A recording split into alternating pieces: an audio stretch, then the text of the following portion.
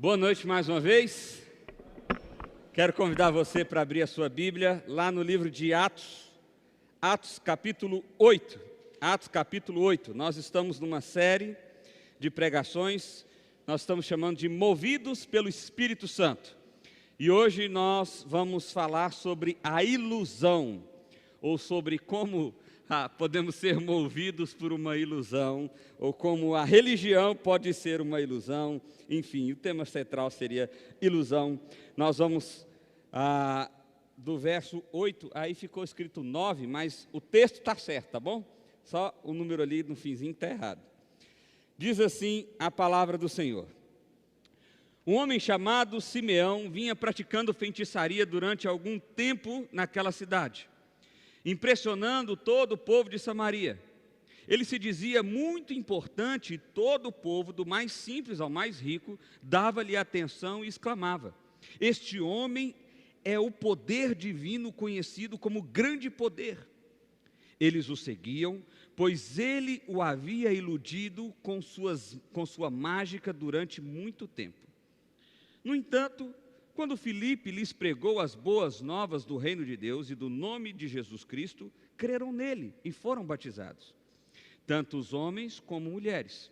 O próprio Simeão também creu e foi batizado, e seguia a Filipe por toda parte, observando maravilhados os grandes sinais e milagres que eram realizados.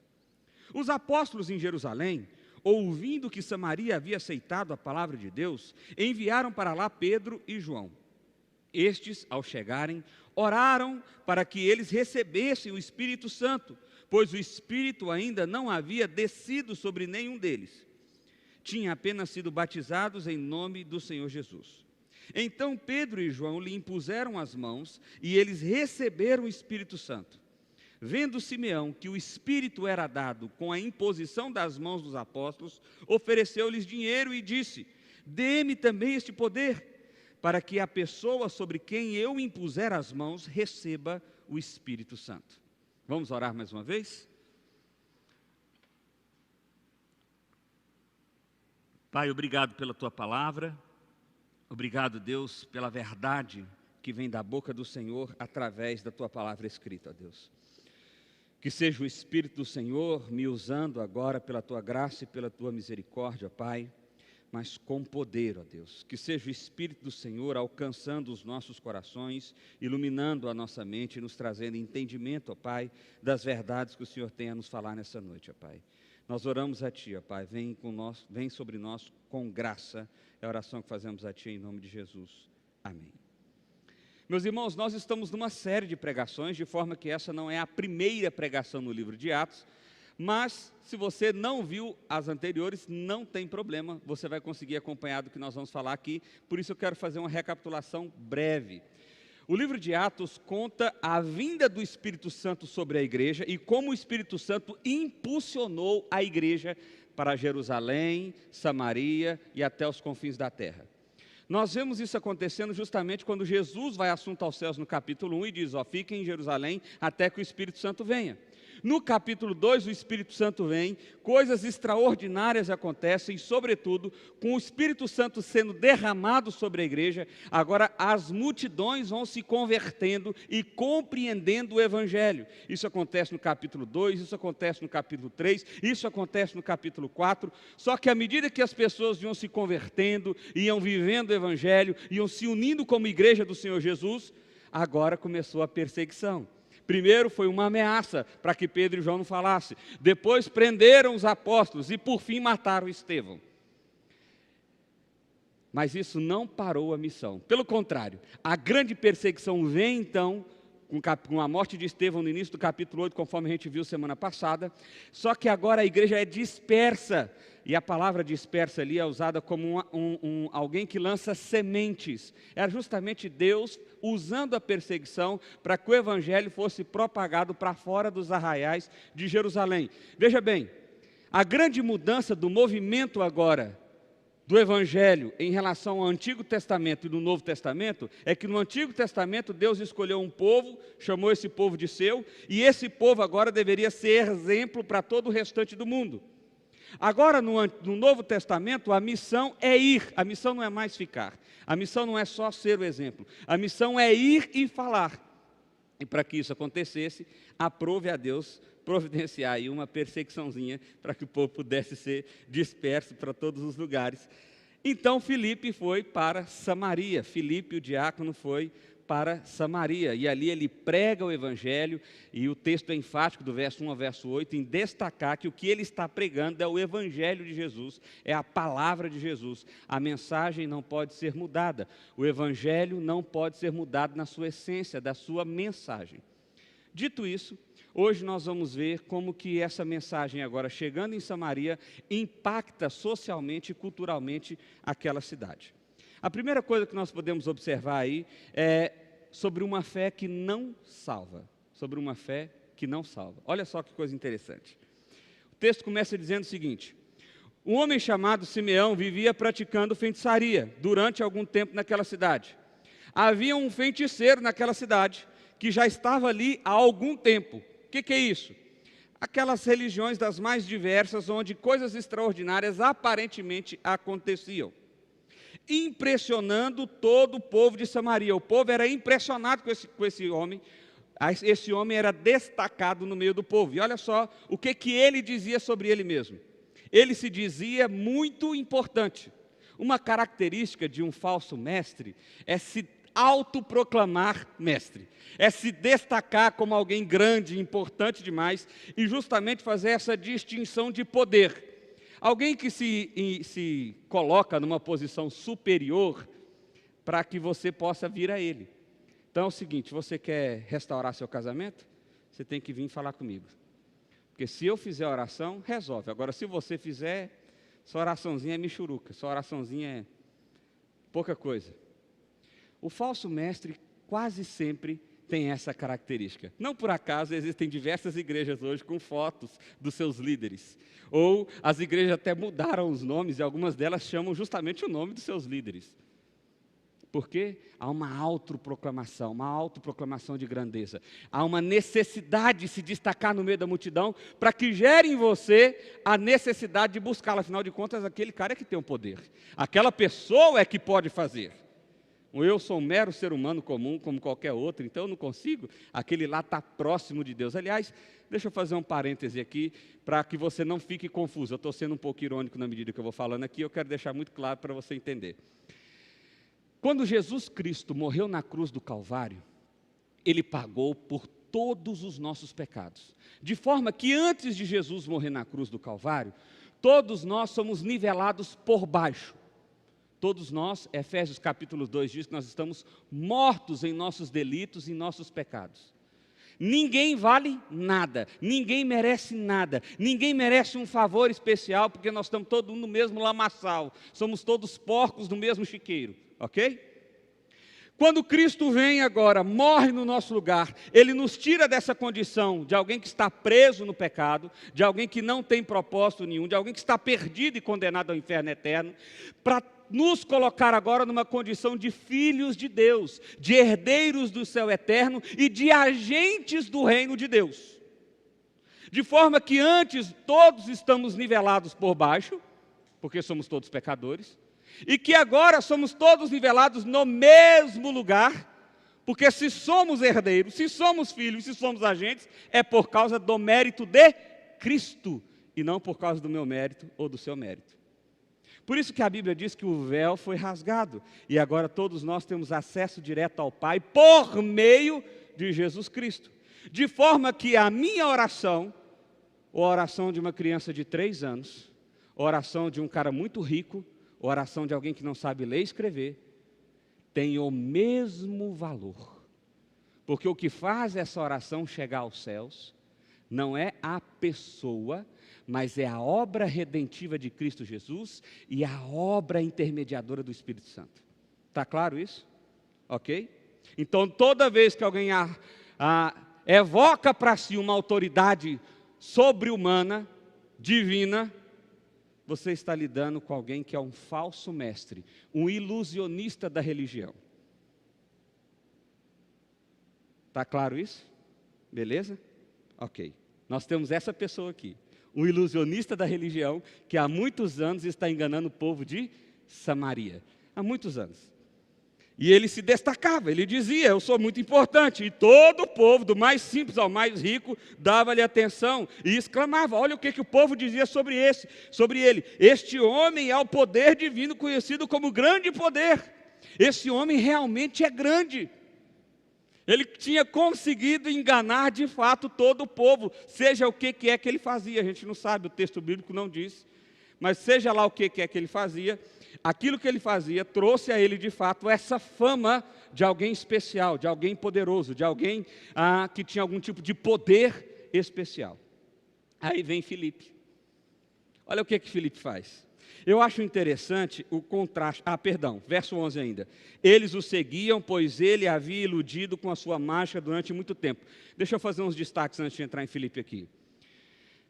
Muitos dizem que pessoas mais simples, culturalmente, educacionalmente falando, são mais fáceis de enganar. Isso não é verdade.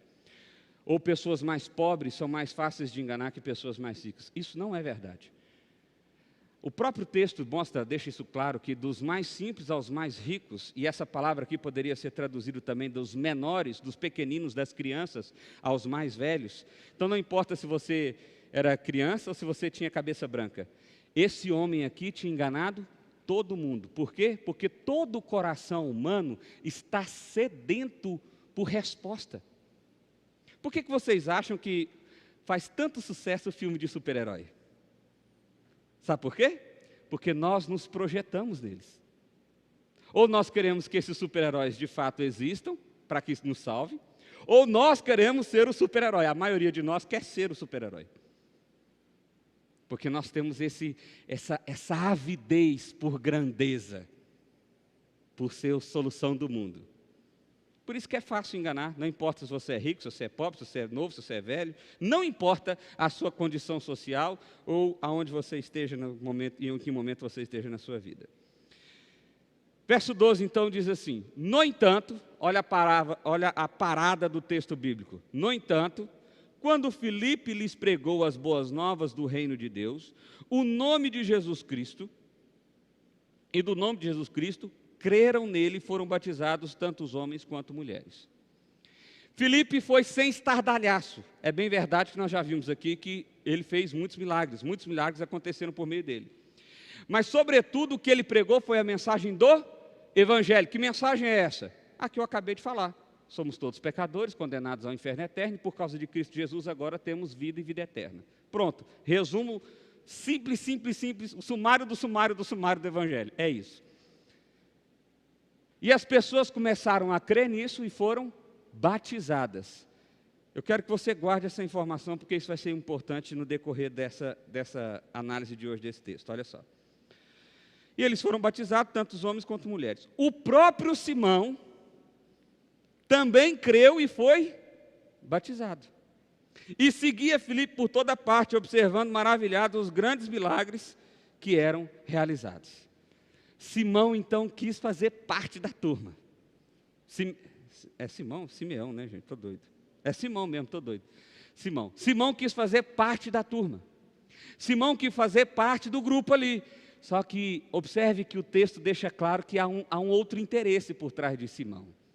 Diz que ele andava aonde Filipe andava. Ele seguia os passos de Filipe. Ele ia aonde Filipe ia e ele ficava maravilhado. E esse maravilhado aqui tem uma ideia de entusiasmado com os milagres que iriam acontecendo ali.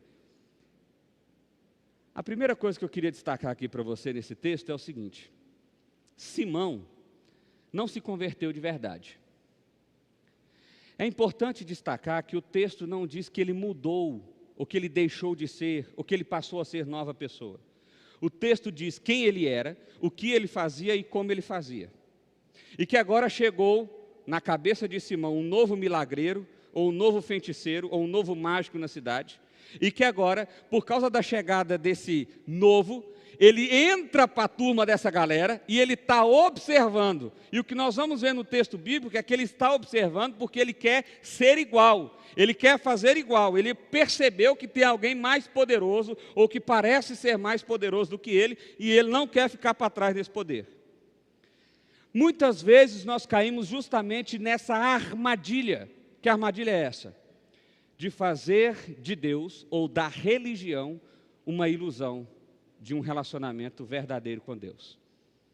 Todas as vezes, meus irmãos, que você busca a Deus tão somente para ou resolver ou trazer algum tipo de benefício que está no seu coração, e não há intenção em relacionar-se com Deus, não há intenção em conhecer a Deus, há apenas uma intenção de pegar de Deus, receber de Deus, de ter de Deus. É como se Deus fosse a lâmpada do Aladim, que você esfrega a hora que você quer, e aí você faz os desejos que você quiser. Todas as vezes que você faz isso, você pode estar indo na igreja, você pode estar se comprometendo com o ministério, você pode estar se envolvendo financeiramente, você pode estar lendo a Bíblia, mas se o seu coração não é sincero em se relacionar, você está vivendo uma ilusão. Uma ilusão. Uma ilusão. E olha só que coisa louca. A mensagem que Filipe pregava era uma mensagem falsa? Não. Era mensagem verdadeira. Era o evangelho verdadeiro. E ainda assim, Simão aparentemente havia abraçado essa fé. Mas ele não abraçou de verdade, porque no fim das contas ele queria satisfazer o interesse do coração dele. Ele não quer se relacionar com Deus. Ele quer apenas satisfazer um desejo do coração dele. Por vezes, então, você pode estar numa igreja saudável, você pode estar crescendo na mensagem verdadeira do Evangelho, e ainda assim você pode estar vivendo uma ilusão da religiosidade. A ilusão da religiosidade. Como que eu posso discernir isso? Eu, pastor? Não tem como. Você discernir isso da pessoa que está do seu lado? Muito difícil. Como que você pode fazer isso? Olhando para o seu coração. E começando a se perguntar, por exemplo, o que você veio fazer aqui hoje?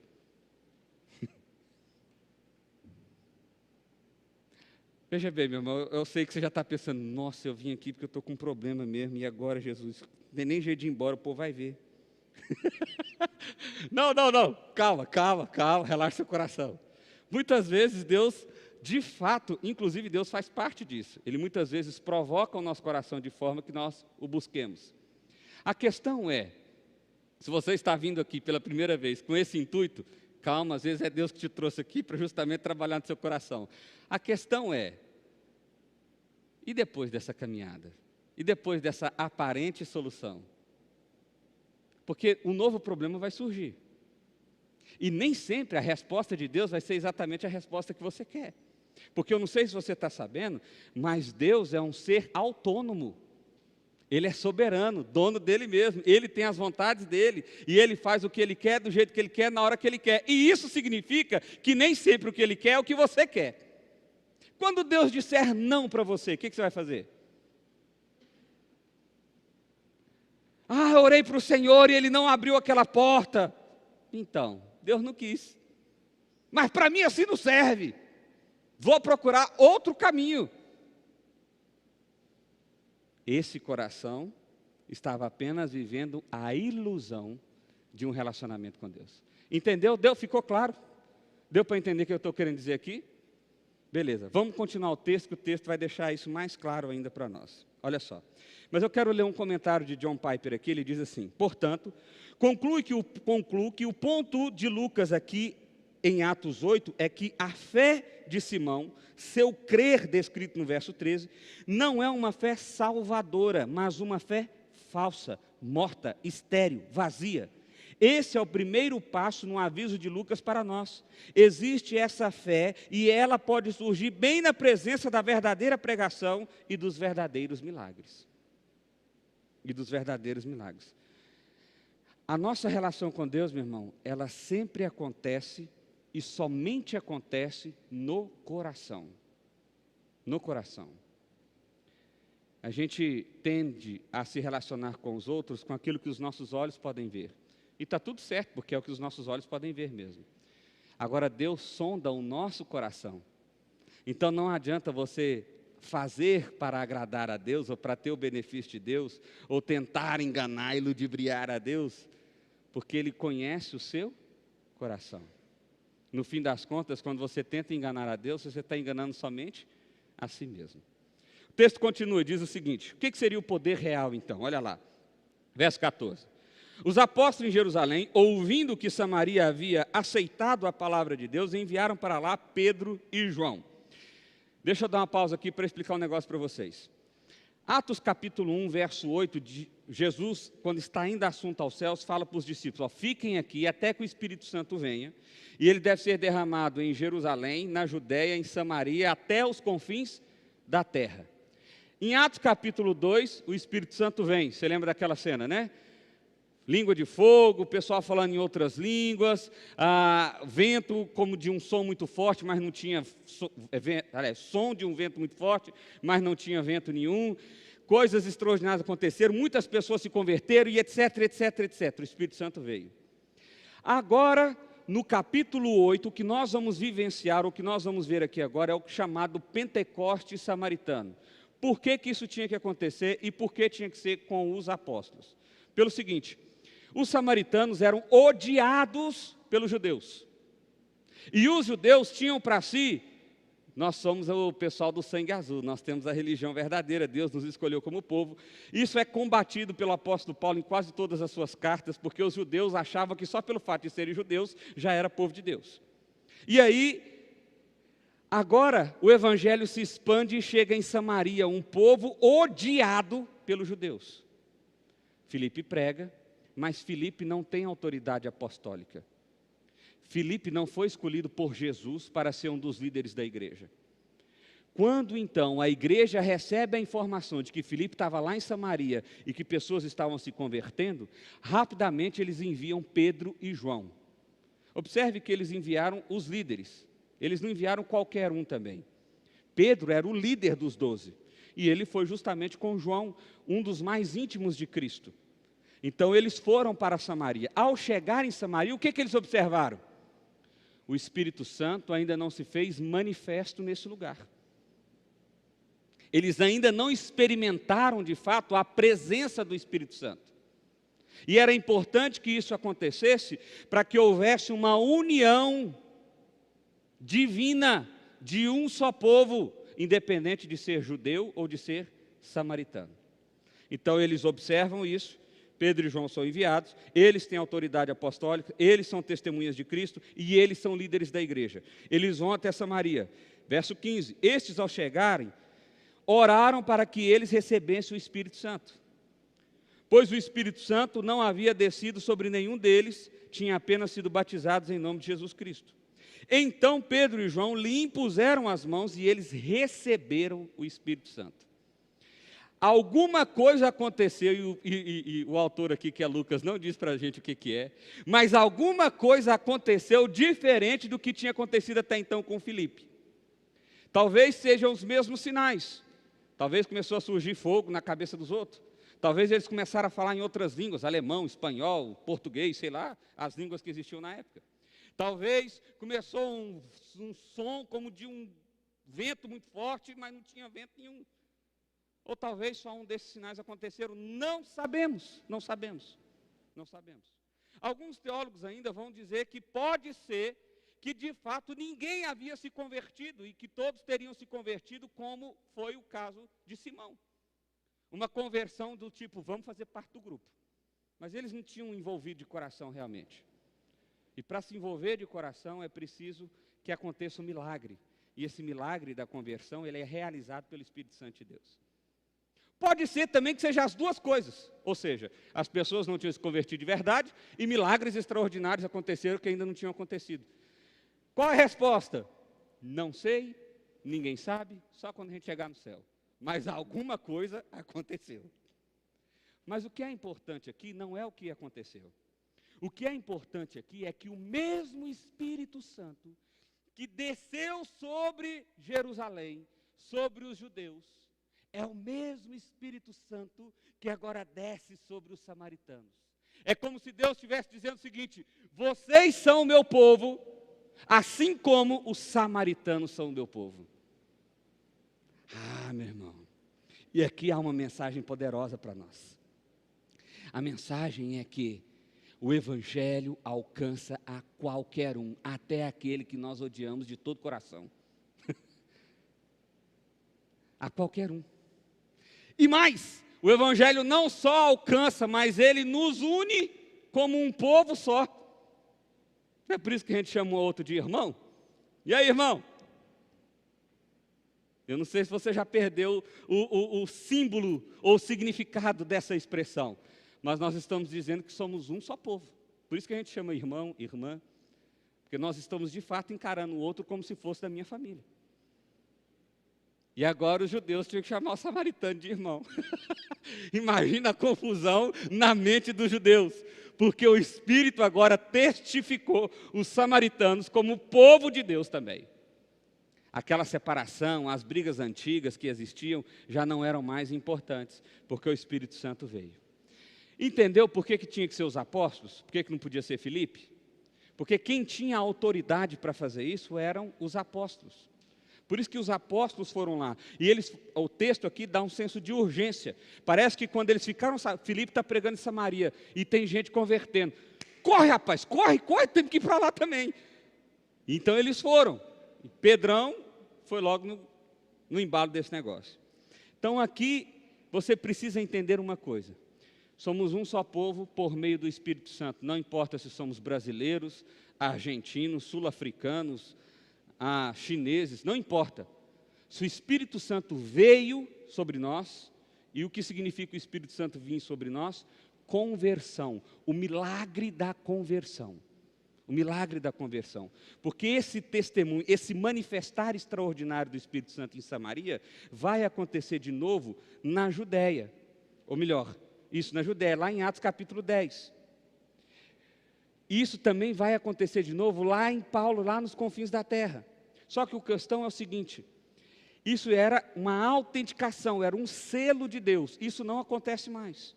Esses Pentecostes que aconteceram no livro de Atos não acontecem mais. Por quê? Porque era um selo do Espírito Santo dizendo, olha, vocês são um só povo, vocês são um só povo, vocês são um só povo. Depois que isso ficou claro, está explicado, mais do que explicado para mim e para você. O poder real, ele só vem então por meio do Espírito Santo. Ele não vem por meio de vontade humana, mérito humano, desejo humano, ele vem por meio do Espírito Santo. E aqui eu quero destacar uma coisa, quem que é o Espírito Santo?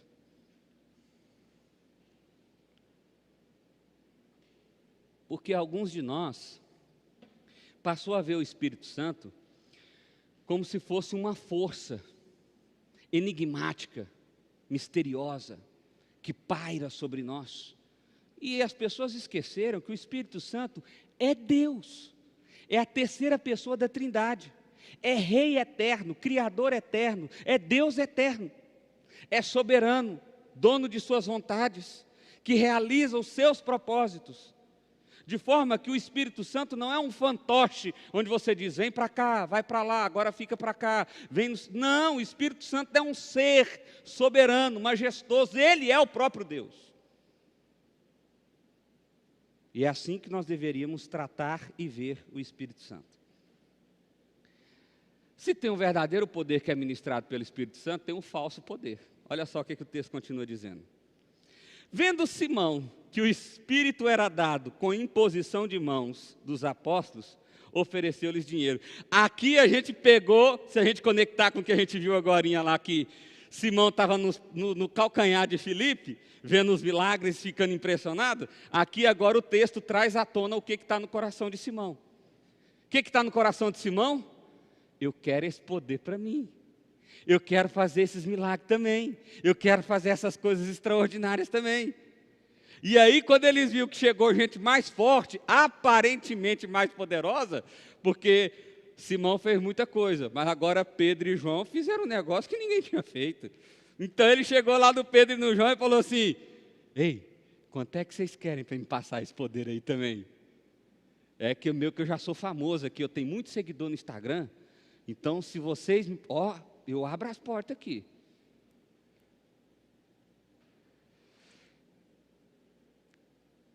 Verso 19, dê-me também esse poder, disse Simão, para que a pessoa quem eu impuser as mãos, receba o Espírito Santo. Aqui Simão comete 2 erros graves, terríveis. O primeiro erro que ele comete é entender que esse poder era um poder que era controlado pelo homem. É o primeiro erro que ele comete. Ele não sabia que o Espírito Santo é Deus. E ele achou que o Espírito Santo era um poder que você podia colocar aqui, vou pôr nessa vasilha aqui, a hora que eu quiser eu abro e solto. Ele achou que era algo controlado. Ele esqueceu, ou não soube, ou não chegou a dar tempo de entender que o Espírito Santo era Deus. O segundo erro grave que ele comete aqui é que, ao ver os apóstolos impondo as mãos, ele começou a entender que aquele era um rito ou era um gesto que todas as vezes que se fizesse aquilo, sairia um poder especial. Nós fazemos isso.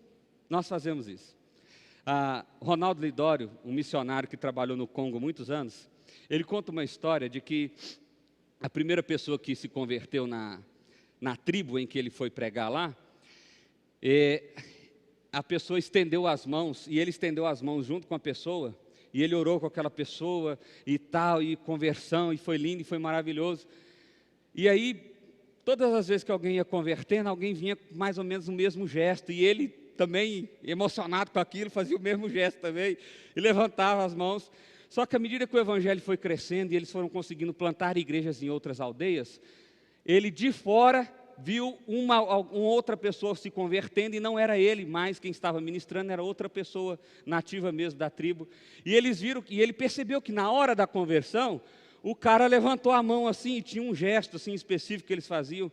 E aí o Ronaldo Lidório chamou: vem cá, por que eles levantaram as mãos e fizeram assim? Ué, foi você que ensinou para a gente. Eu ensinei isso? Se a gente não levantar as mãos não vale, a gente não converteu. Ele, não tem isso. Todas as vezes que a gente viu você fazendo era assim. Então a gente está ensinando para as pessoas que se elas não levantarem a mão e se não fizerem assim, elas não se converteram de verdade. Muitas vezes, e aí Ronaldo Lidório explicou que não tinha nada a ver, que etc, etc, etc. Mas muitas vezes nós caímos nesse tipo de lorota. Ou nós vemos alguém fazendo, olha, se você estender as mãos para o norte, não sei nem se aqui é norte, viu? Se você estender as mãos para o norte, você vai trazer prosperidade para a sua casa. Se você estender as mãos para o sul e tiver de azul, você vai não sei o quê, E nós gostamos desse tipo de negócio. Nós, brasileiros, nós gostamos disso, não gostamos? É bom demais, se você fizer um negocinho assim, resolve o teu problema. Põe o trem debaixo da porta que não entra espírito mal na sua casa, olha que maravilha. Abre o salmo não sei o que vai acontecer isso, e etc, e etc, e etc, e etc. E nós nos prendendo a alguns tipos de ritos, e vamos dogmatizando, ou seja, vamos tornando regra, e passamos até a julgar os outros assim. Não, aquele ali não é tão santo não. Você vê que quando ele ora, ele não levanta a mão. Fraquinho. Aquela ali, não tem calombo no joelho. Gente que não tem calombo no joelho, não é de Deus. E assim a gente vai fazendo. Filipe achou que ao estender as mãos, saía poder. Você já deve ter ouvido um negócio desse: não ore por alguém com a mão esquerda, somente com a mão direita, porque a mão direita é a mão da autoridade, do poder, do não sei o quê. Aí inventa uma lorota danada que vem do grego, do hebraico, do aramaico. Deixa eu te falar um negócio. Você pode orar com a mão assim, assim, assim, assim, assim. Isso é só um gesto. Mas muitas vezes nós nos prendemos, ou prendemos ao nosso coração, em determinados ritos. E o que foge de nós? Ou o que foge do nosso coração? A verdadeira relação com Deus. A verdadeira relação com Deus. Porque quando nós nos pegamos ou nos apegamos a determinadas ações, atitudes, ou ritos, ou dogmas que são criados, é fácil de cumprir. Se você acordar todos os dias e der 3 pulinhos e falar glória a Deus, Deus é contigo. Poxa, isso é ótimo. Dá 3 pulinhos, glória a Deus, beleza. Agora o difícil mesmo é você acordar e ser um adorador. É você ir em direção à sua esposa e continuar sendo um adorador. É você ir para o seu trabalho e continuar sendo um adorador. O difícil mesmo é o seu coração estar envolvido 24 horas por dia numa relação íntima e sincera com Deus. O fácil é cumprir qualquer tipo de ritozinho ou regrinha que alguém invente. Isso é o fácil. Só tem 2 ritos na história do cristianismo: batismo e ceia. O resto é bobagem. O resto é bobagem. O resto é bobagem. Esse é o falso poder. Quando eu esqueço que o Espírito Santo é Deus, ou quando eu não reconheço o Espírito Santo como Deus, ou quando eu me apego em ritos ou em ações, ao invés de me envolver de coração com Deus. Esse é o falso poder. Mas aí o texto termina dizendo sobre uma fé que salva. Mas para a gente chegar nessa fé que salva, dói. Porque, você lembra? Simão chegou para Pedro e João e falou assim: quanto é que custa para eu fazer essas coisas que vocês estão fazendo também?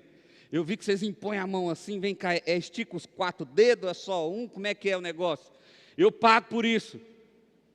Aí Pedro, um gentleman, Pedro é um gentleman. Pedro olhou para ele, Pedro respondeu, verso 20, olha só: pereça com você o seu dinheiro. A tradução aqui quis pegar leve. Se fosse para fazer uma tradução literal, Pedro está dizendo o seguinte: vá você e o dinheiro para os infernos.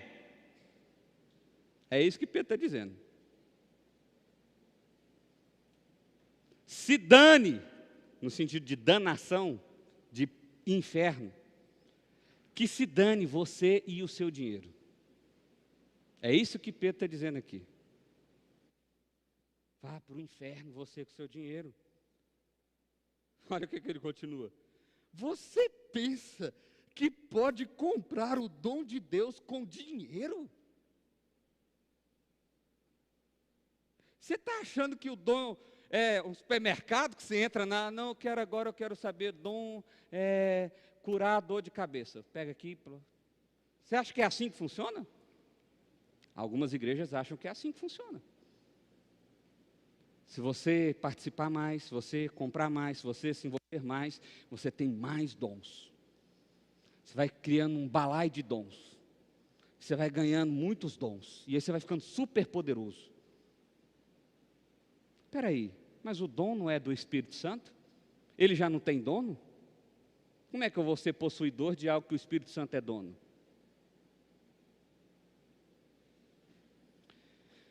Verso 21. Você não tem parte nem direito algum neste ministério, porque o seu coração não é reto diante de Deus. Pedro tinha o dom do discernimento. Não é a primeira vez que Pedro usa esse dom, não no sentido de que ele possuía, mas no sentido de que o Espírito Santo deu a ele para que ele pudesse usar. Ele olhou para Simão, mas também não precisava nem desse dom de discernimento, né? Uma pergunta dessa, até eu discernia.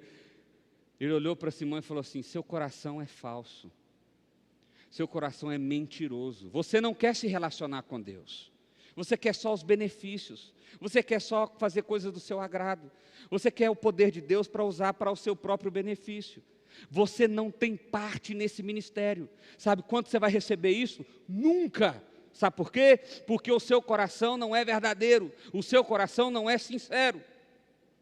E aí o verso 22 ele dá a fórmula.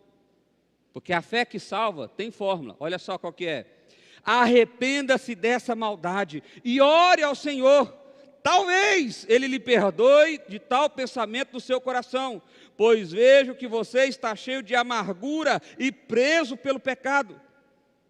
Arrependa-se do seu pecado. Como é que nós começamos esse culto aqui, não foi assim? Sabe por quê, meu irmão? Aliás, nós começamos sempre assim, não sei se você já percebeu. Sabe por quê? Porque não adianta a gente falar que vai adorar ao Senhor como igreja, cultuá-lo, se o nosso coração não está de fato envolvido nesse processo. Se estamos aqui apenas cumprindo ritos, se estamos aqui apenas cumprindo, sei lá, seja lá o que for. O coração precisa se envolver. Talvez você há tantos anos tenha pedido: Deus, Eu quero ver a tua graça derramada sobre mim, Pai. Eu preciso do teu abraço, eu preciso do teu acalento, do teu carinho, Senhor. E talvez você nunca experimentou isso, porque você está querendo buscar isso pelo seu mérito, pelo cumprimento dos ritos, dos dogmas que você criou, que você acreditou que alguém tivesse criado. Sentir, se relacionar, estar em Deus, passa por uma entrega de coração. E uma entrega de coração passa por um profundo arrependimento dos nossos pecados. Profundo arrependimento. Você sabe por que Pedro diz o talvez aqui? Você está pensando assim, eita, esse aí Deus não quer nem salvar, não. Porque Pedro não sabe se ele vai se arrepender. É por isso que ele joga um talvez aqui. Talvez Deus lhe perdoa. Porque não basta só você dizer, eu me arrependo. Ele tem que fazer isso de coração. Ele tem que fazer isso de coração, não é falar assim, não, eu arrependo, eu aceito Jesus como meu Salvador. Eu agora sou crente? Então, na teoria sim. Agora, de verdade, é só você que pode dizer isso a partir do seu próprio coração. Você se entregou realmente?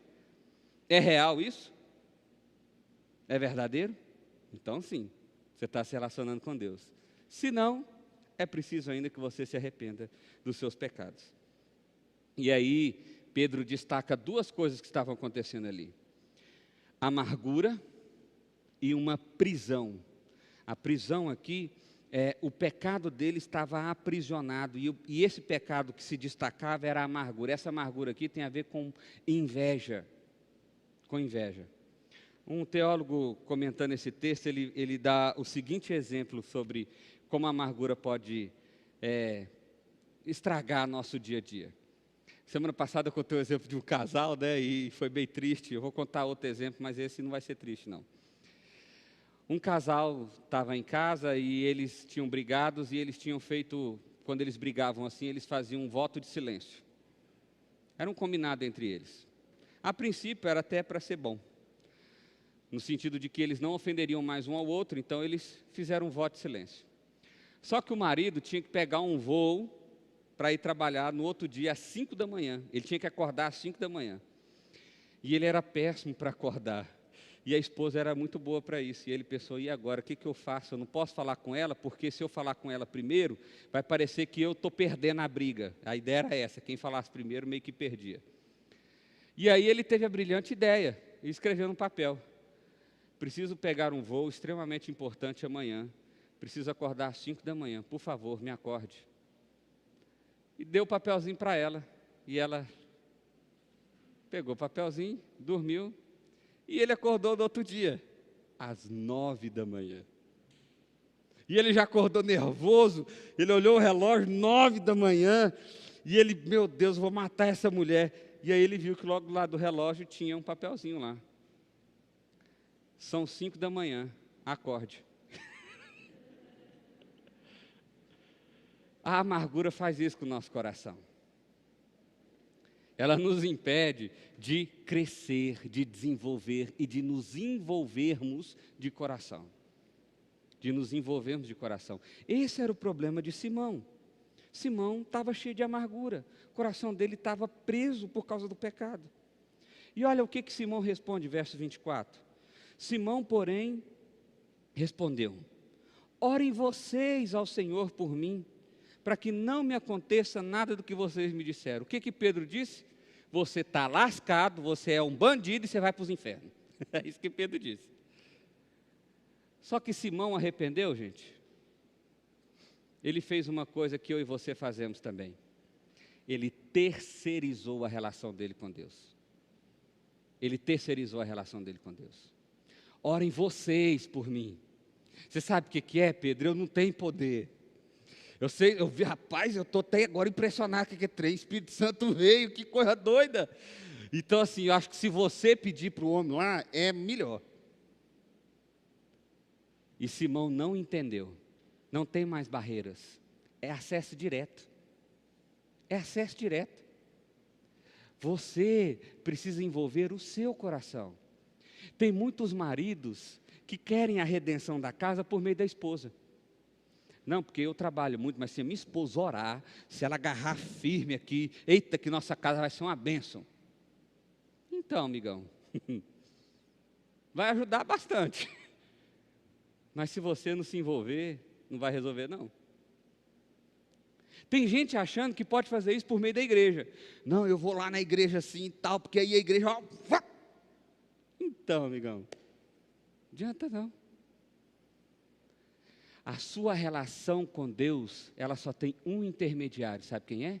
Jesus Cristo. Jesus Cristo. E sabe o que Jesus Cristo fez? Abriu as portas e falou, manda ver. É contigo agora. Acesso é direto. Pode falar. Rasga o coração. Ah, é que eu sou muito tímido. Timidez do quê? Deus conhece tudo que você é. Deus sabe tudo que você é, tudo que você pensa. Não tem nada tão podre em você que Deus não conheça. Rasgue o seu coração diante de Deus. Rasgue o seu coração. Não terceirize a sua fé. Quando você terceiriza a sua fé, sabe o que você está dizendo? Eu não me arrependo verdadeiramente de quem eu sou. Eu não me arrependo dos meus pecados. Eu não me arrependo das minhas atitudes. E aí o texto continua.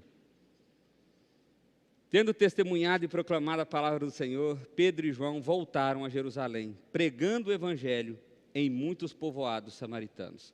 Percebe que essa expressão está aqui para mostrar que agora não era mais necessário que o Espírito Santo fosse derramado sobre cada povoado ou sobre cada samaritano que se convertesse. Não era importante mais. Isso já tinha acontecido de maneira pública, plural, coletiva. O Espírito Santo já tinha visto e muitos poderiam dar testemunho sobre isso. Então, a partir daquele momento agora, não precisa mais do Espírito Santo se manifestar de forma extraordinária, tal como não precisa mais acontecer comigo, com você.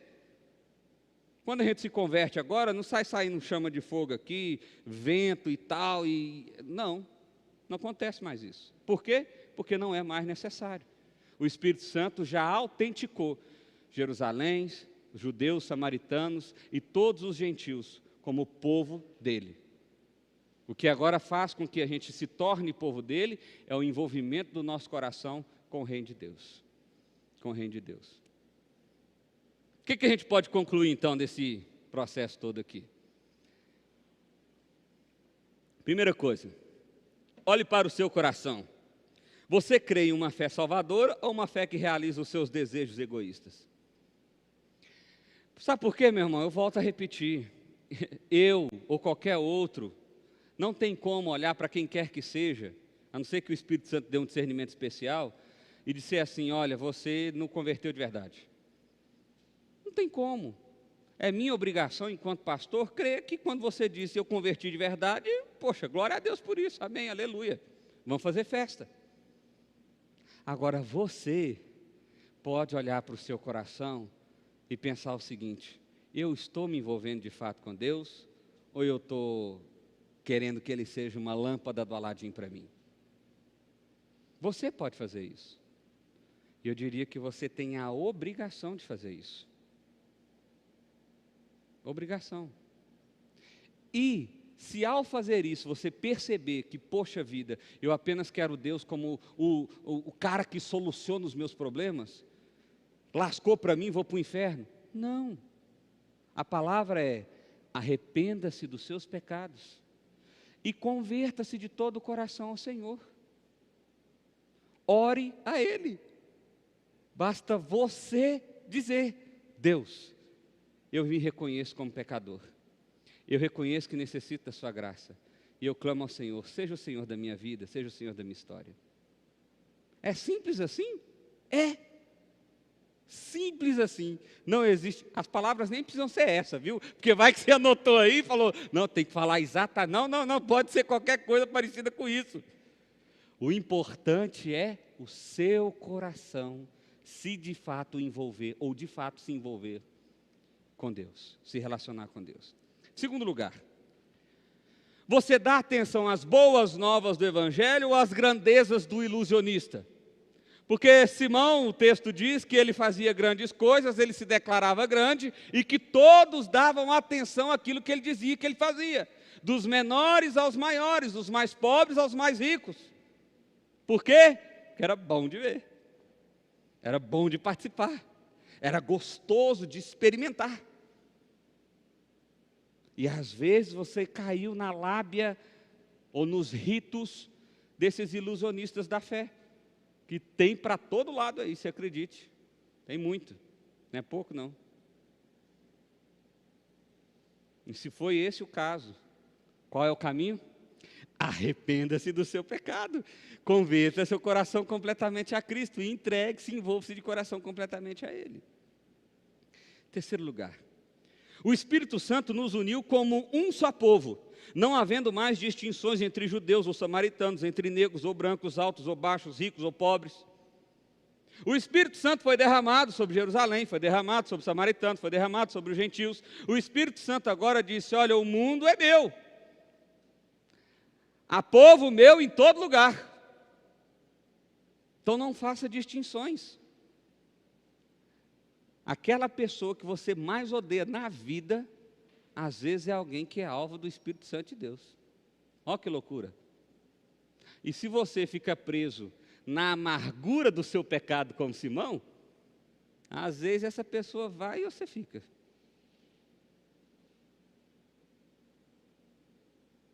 É preciso olhar para o outro com amor. Qualquer um é alvo da graça de Deus. Qualquer um. Qualquer um. Qualquer um. Quarto, o Espírito Santo é Deus. Ele manifesta seu poder e graça conforme sua soberania e majestade. O poder do Espírito não é um objeto no qual nós nos apropriamos. Não é uma gôndola de supermercado que você sai catando o que você quer. O Espírito Santo é objeto da nossa adoração, porque Ele é Deus. O Espírito Santo manifesta o poder de Deus, conforme Ele quer, do jeito que Ele quer, a hora que Ele quer, e se Ele quiser. Porque Ele também pode dizer não. Pode dizer não. Quinto, a fé que salva é uma fé que gera verdadeiro arrependimento dos pecados e entrega de coração. Essa é a fé que salva. Qualquer outra coisa fora isso não é a fé que salva. Não é a fé que salva. A fé que salva é uma fé que o pecado atinge você. Puxa, pequei. Ele te dá nojo. O pecado, ele te gera um transtorno, porque você se sente mal diante de Deus. Você errou, você desonrou.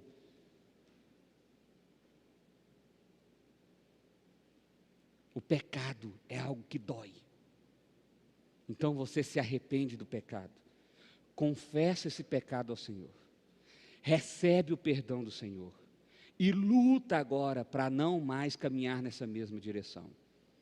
Pastor, mas eu já fiz isso não sei quantas vezes. Tem um pecado aí que, olha, todo santo dia eu estou falando: Deus me perdoa, e é sincero. Mas eu não consigo, eu estou lutando e eu não consigo. O que eu faço? Continue lutando.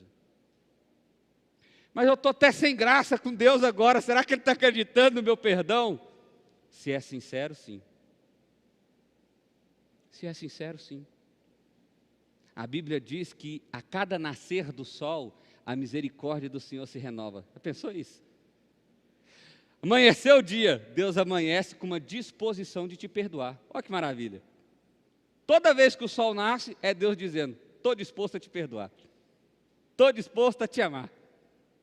Estou disposto a me envolver com você de coração. Todas as vezes que o sol nasce. Eu quero terminar com a seguinte frase, olha só. Experimentar do poder do Espírito Santo de Deus não é algo que vivenciamos a partir de um rito, mas é algo que vivenciamos a partir de uma entrega completa do nosso coração ao Evangelho de Jesus. Não é um rito, não é um dogma, não é um mérito seu, é uma entrega de coração. É uma entrega de coração. Simples, não é? Não é simples? Fala a verdade. É fácil demais aí. Então é só ser sincero, é isso? É, só isso. Seja sincero, está tudo certo. não seja sincero e não tem nada certo. Eu queria convidar você para você fazer uma oração junto comigo. Eu queria que você fechasse seus olhos.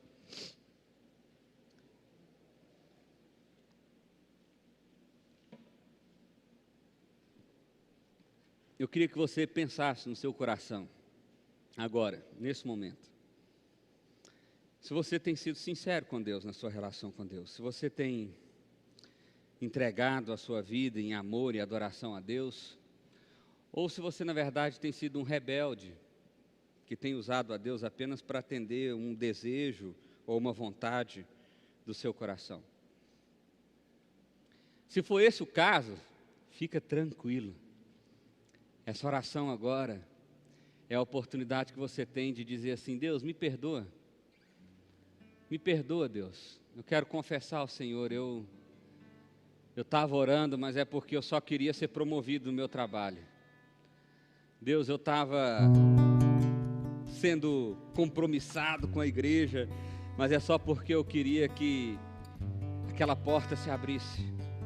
Mas hoje eu compreendi, Deus, que porta se abrindo ou se fechando, a cura vindo ou não vindo, as coisas se resolvendo ou se complicando, o mais importante não é eu ter o meu benefício, nem que a minha vontade seja realizada. O mais importante é que o meu coração esteja completamente envolvido com o Senhor. E é justamente essa oração que eu queria que você fizesse nessa hora. Feche seus olhos.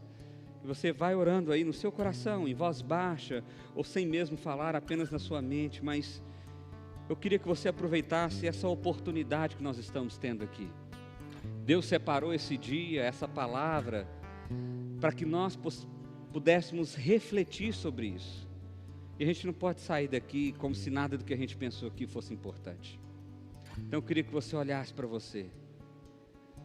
E agora, rasgasse o seu coração diante de Deus.